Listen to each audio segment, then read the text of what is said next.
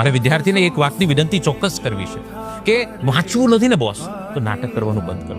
આજે દીકરાને દીકરીઓ પોતે તો નથી વાંચતા પણ મોટા ભાગે નાટક કરે છે અને તમારા નાટકથી કોઈની આંખમાં એ ઉમ્મીદ બંધાય છે. મમ્મી હું મારા રૂમમાં વાંચું છું, રૂમનો દરવાજો બંધ થાય ને ઇન્સ્ટા પર વાત શરૂ થાય, ચેટ થાય, વોટ્સઅપ અને રીલ જોવામાં ટાઈમ પાસ થાય છે. તમારા આ ટાઈમ પાસને કોઈ તમારી મહેનત સમજે છે. કદાચ એ માં એમ કહે કે બેટા શેરીમાં છોકરા રમતા હોય તો કે આગળ જઈને રમો, મારો દીકરો કે દીકરી વાંચે છે, બોર્ડની તૈયારી કરે છે, એટલી ઉમ્મીદમાં બંધાઈ જાય છે. એમાં ન વાંચવું હોય તો ઇટ્સ ઓકે, પણ નાટક તો બંધ કરો, કેમ કે તમારા નાટકથી બનેલી આ ઉમ્મીદ જે દિવસે તૂટશે, જે દિવસે આ પત્તાનો મહેલ વિખેરાશે, ત્યારે એ ઉમ્મીદ તૂટવાનો દર્દ આ દુનિયામાં સૌથી મોટું દર્દ આપનારું દર્દ છે.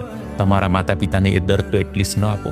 નાટક કરવાનું તો બંધ કરો, અને જો કરવું જ છે તો પ્રોપર મસ્ત મજાની મહેનત કરો, નહીતર આખી જિંદગી નાટક કરવું પડશે બોસ. આજે ઈચ્છાથી કરો છો, કાલે મજબૂરીથી કરવું પડશે.